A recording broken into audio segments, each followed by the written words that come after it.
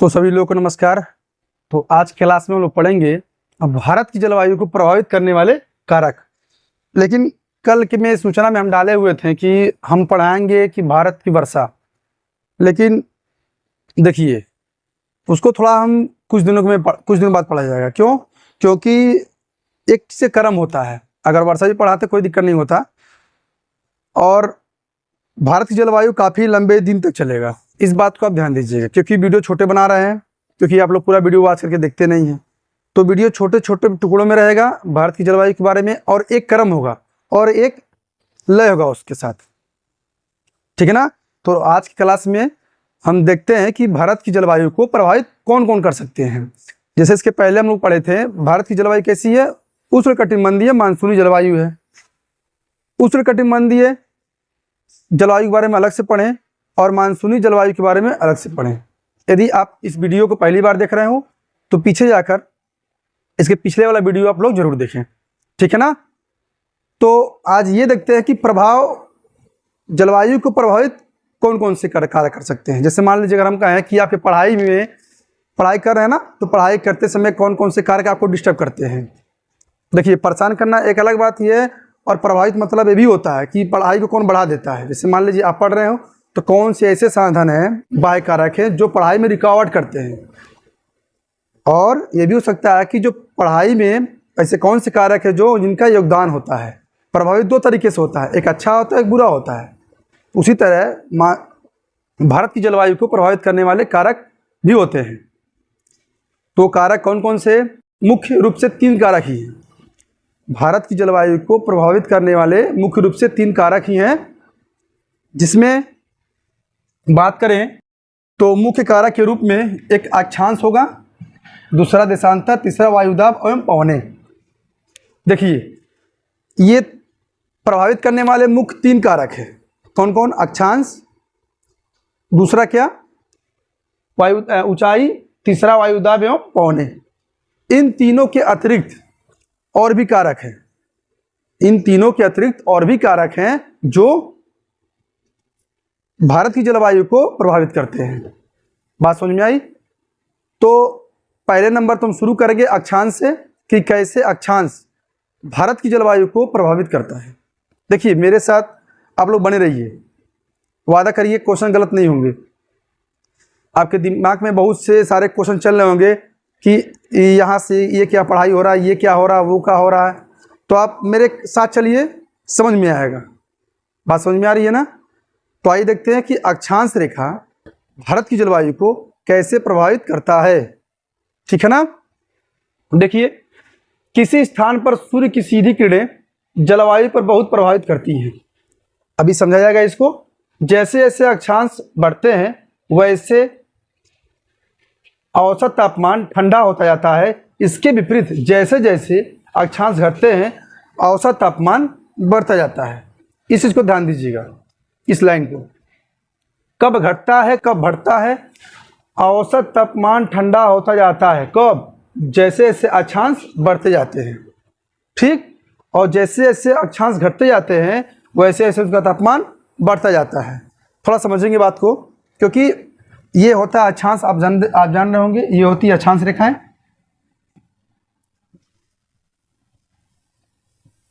तो हर अक्षांश रेखाएं पे अलग अलग तापमान होता है।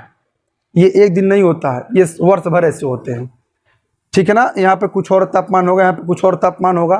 तो भारत की जलवायु, अभी तो देखिए हम पूरी पृथ्वी के बारे में बता दिए क्योंकि ऐसा तो नहीं है कि अक्षांश रेखा है केवल पृथ्वी पर है, ग्लोब पर है, भारत में नहीं है। भारत में भी तो अक्षांश रेखाएं हैं।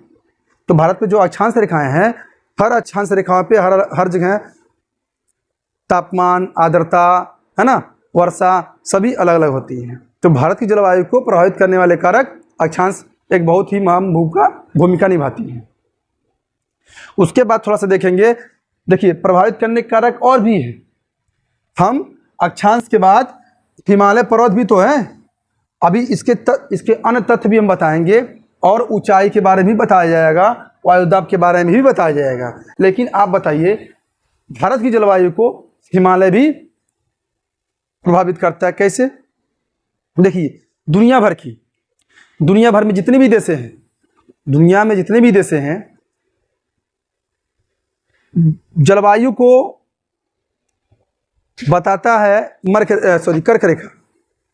कर्क रेखा डिसाइड करता है कि भारत की पूरी पृथ्वी की जलवायु, मतलब बात ये समझिए कि कोई देश है, उस देश की जलवायु कैसी है, ये कौन डिसाइड करेगा? कर्क रेखा करता है। लेकिन अपने भारत में ऐसा नहीं है।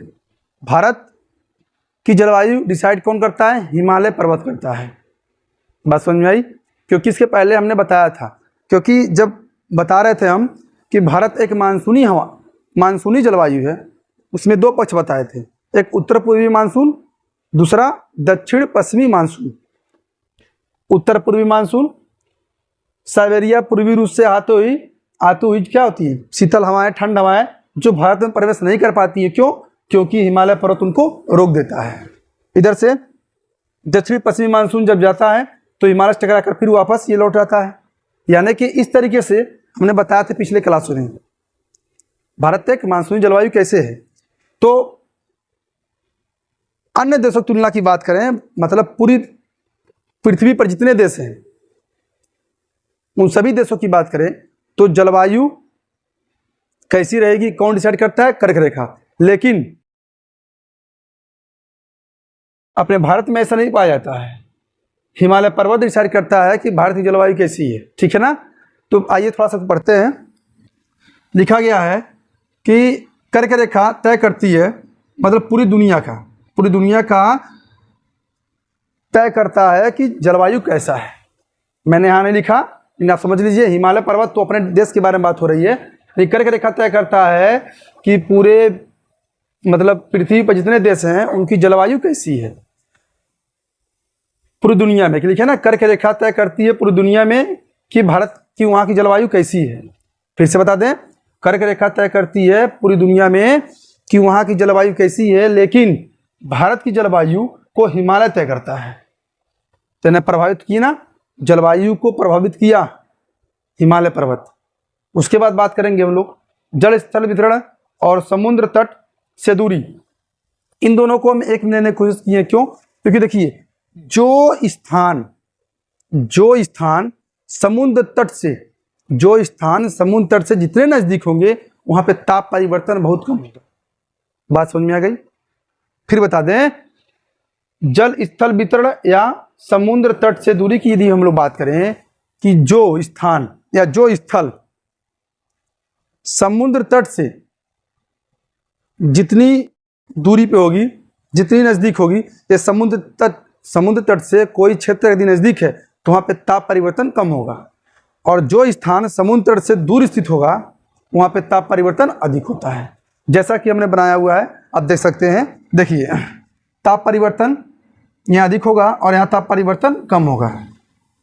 तो हम वीडियो जो बना रहे हैं बहुत छोटे छोटे खंड में टुकड़ों में बना रहे हैं। जलवायु एक बहुत ही बड़ा, समझ लीजिए, विस्तार है भारतीय भूगोल की श्रृंखला में। अगर जलवायु ना पढ़े मेरे हिसाब से तो कुछ नहीं पढ़े, बहुत बड़ा जाएगा। इसमें बहुत वीडियो बनेंगे, आप मेरे साथ बने रहिए प्लीज़, फायदे मिलेंगे इसके। और आपको क्लास कैसा लग रहा है ये जरूर बताएं।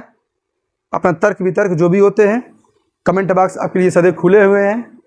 अपना जो भी प्रतिक्रिया हो, जो भी हो, अपना उसका व्यक्त जरूर करें, अपने मत जरूर दें।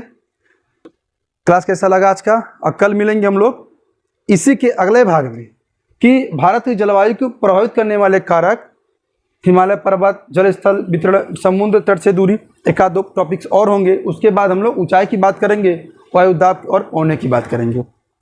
समझ में आ रही बात? अभी हम लोग प्रभावित करने वाले कारक के बारे में 2 से 3 वीडियो बनेंगे। इसमें आराम से मेरे साथ पढ़िए, बेशक वीडियो छोटा है लेकिन क्लियर होगा, समझ में आना चाहिए बात को।